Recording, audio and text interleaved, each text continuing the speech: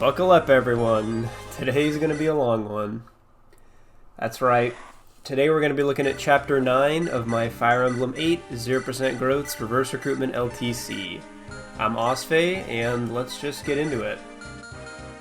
So Chapter 9 is the first chapter of the route split, in which we'll be going to Ephraim Route, and before we head out, we are just going to do some shopping from the world map, stock up on some weapons and some staves, just kind of, you know, stock up on weapons before we head out on our journey. So, let's talk about Chapter 9. Quick little lore dump about the plot significance of Chapter 9, because I actually think it's pretty important. I think this chapter does gameplay and story integration pretty well. So Chapter 9 has us capturing Fort Rigwald, which is known as the impenetrable fortress for Grotto. I believe Seth, or Syrene in this case, specifically says that the walls have never been breached, and I think the actual layout of the map, I think, integrates this story significance pretty well. And it's actually going to prove to be kind of difficult to deal with for our squad. And that is mostly because the main hall we have to go through those impenetrable walls, there are numerous archers that are going to be trying to take out our flyers. You know, most of our premier combat units are all flyers, and so having to deal with a bunch of archers, especially the ones on the left wall, are all steel bow archers. They're going to do crazy damage to our flyers if we're not careful. So a big part of this map is working around that and finding the correct way to approach the big hall.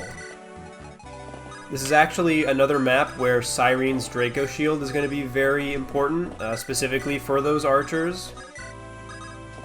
She's not in too much danger facing the longbow archer on the right. You'll soon see our main strategy for getting through the hallway is going to be kind of huddling all of our main units on the right side, so the steel bow archers can't reach us. The way it's laid out, on the left side there is the sleep priest and then a couple archers with steel bows, and those guys are going to be the most dangerous because the way that effectiveness works is it triples weapon might.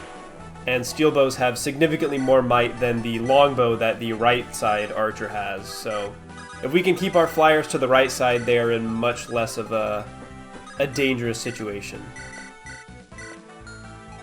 The first few turns are dedicated to mainly kind of just trying to move our units up, doing a lot of rescue, take commands, kind of just getting our army in place. Some guys are going to get left behind, but they're not super crucial to getting through the hallway. With all the units we've been getting, we have access to a lot more high move units that are able to, you know, participate in these long rescue chains. We have a lot of cavaliers, a lot of flyers, so we're able to move our lower move combat units a lot more efficiently. Amelia is also going to be putting in work with the Regent Leaf. The start of this chapter and the reinforcements once we actually enter the hall contain a lot of cavaliers, and Amelia can one-shot pretty much every single one of them with the Regent Leaf because it's just insanely overpowered. As we approach the main hall, I guess it's a good time to talk about the new units that we get in this map. So first is the Tana replacement, who we get from the start of the map but is practically unusable until the next map because they start with no weapons and they're trapped in a small little 2x2 room, so they're kind of just going to be chilling there. But the Tana replacement is Ford, who is going to be, at this point, it's just another, you know, cav utility filler. We have a ton of cavs. His combat isn't really anything special. I guess it's going to make recruiting the Cormag replacement not as bad as if it was like a low move unit. I guess he's got that going for him. But doesn't really have anything that stands out, much like in vanilla FE8. He's kind of just there. And then there is the Amelia replacement. You can probably already guess who that is. That's Ephraim. So Ephraim's usually pretty good in vanilla FE8. That is not the case here.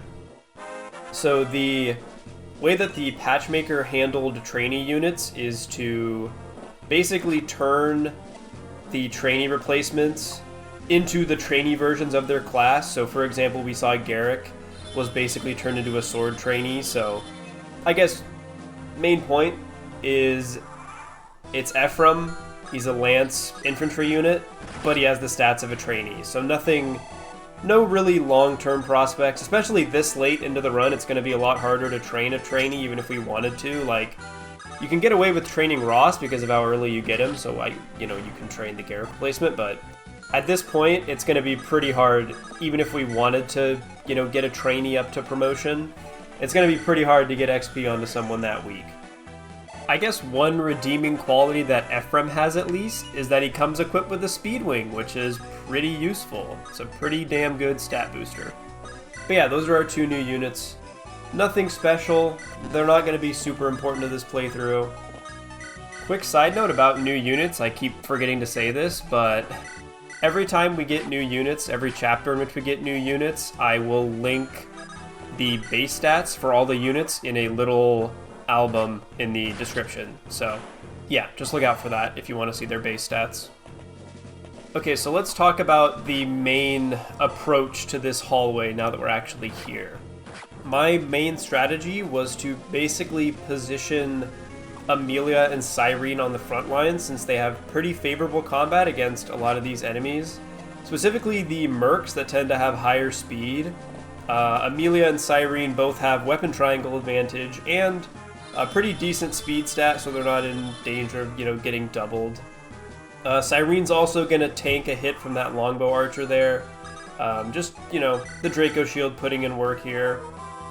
Another good thing about having Amelia positioned on the front lines is that it makes recruiting Ephraim on this turn a lot nicer. We also just need to keep Amelia up front in general to get her to the throne.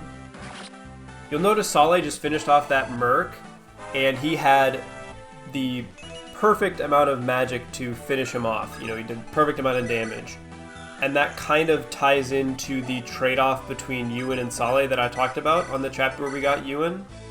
Ewan has slightly lower magic and slightly higher speed, if you weren't there for that. And so we're kind of seeing the trade-off that the 2 mages have.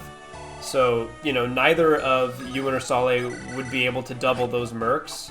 And so having Saleh there to finish him off is much more important. And then a little bit later, you're going to see Ewan can double some of the enemies through the walls that Saleh couldn't. Syrene is going to be facing another very combat-heavy enemy phase coming up, as she's been doing pretty frequently throughout this run. Just more reason why the Dracoshield is very helpful here. 2 less damage on any physical attack really adds up, especially when you're facing a lot of combat. You'll also see Syrene's going to get a couple silly little javelin crits here. None of them are really important. She doubles in 1 rounds both of those enemies anyways, but the RNG kind of just worked out that way. We also positioned Tana there right in the longbow archer's range so that the archer would target her instead of Syrene, just to make the enemy phase a little more reliable. The archer can't really kill Tana. I mentioned this earlier, but longbows have much less might than steel bows, so they're much less threatening to our flyers. So yeah, at this point, we've gotten through most of the enemies in the main hall. We spent the first few turns using our higher move units and doing a lot of rescue chains to get our lower move units over to the hallway so that we could deal with all the enemies, and then we spent some time actually clearing out most of the enemies. And now that most of them are dead, we kind of transition back to focusing on movement over necessarily just combat. Tethys was kind of starting to fall behind, so we're going to do a nice little rescue drop here as we make our way to the throne. We're just going to mainly focus on having our main force of, or I guess our best combat units plus Amelia and Tethys make their way to the throne room, and then in the meantime we're just going to finish clearing out a lot of these enemies here. Here's the mage that only Ewan can double, and then here is an archer that only Saleh can 1 round, so both Ewan and Solly were fast enough to double that longbow archer because it, weighs him down. But only Solly had the damage to finish him off, so again, more of that just interesting little trade-off between their niches, kind of just showing. So like I said, now that we're through the main hall, we're going to just leave the bulk of our units behind. We put Kyle in a choke point so that none of the Cavaliers could get to our, I guess, squishier, mages and La Rochelle and Ephraim. We kind of just left Kyle there because he can take a lot of hits.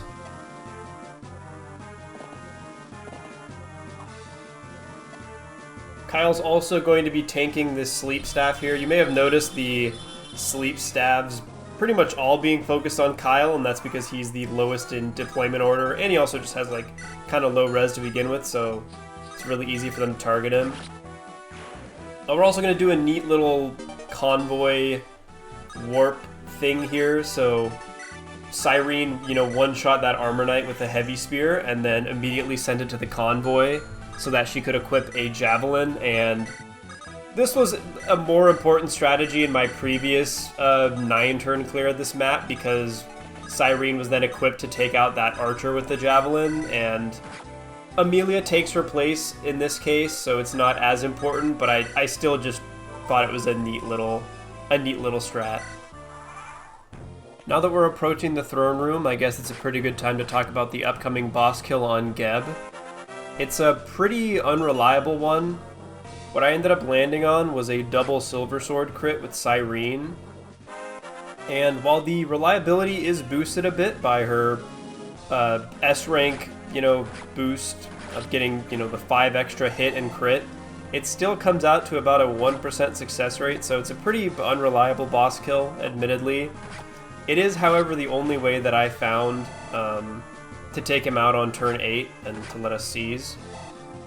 The only other viable option I was able to come up with, which ended up barely falling short, was to do a kind of somewhat convoluted but pretty big rescue chain with Solly to get Solly up to the throne. You would use Kyle and Dusel and Cormag to basically get him over, and Tethys is kind of free on this turn. She ends up dancing Amelia just to let her get an extra round of combat in to get some more XP, but you could easily just instead, dance someone carrying Solly to bring him over, or I guess dance Solly once you bring him over. And so what that kill was, or at least the plan for that kill, was to get a hit and crit on Gheb, which is a lot more likely with Syrene, and then to try to finish him off with Solly, but thanks to the good old 5 res throne bonus, Solly is unable to finish off Gheb. He literally comes up short by 1 damage, so it would leave Gheb with exactly 1 HP, unfortunately. You could technically give Solly the Speed Wing, and that would let him double Gheb and take him out a lot more reliably. However, the Speed Wing is one of, if not the most contested stat booster, and it is much better used on one of the later units we get. So I ended up with the slightly less reliable kill, but overall I'm happy with the chapter and being able to come up with an 8-turn clear. The original 9-turn clear I did felt kind of just disgusting because I felt like I got, excuse me, I felt like I got so close to getting the 8-turn clear and then just barely came up short, so I was very excited once I, came up with this. But yeah, that is Chapter 9 in 8 turns. Peace.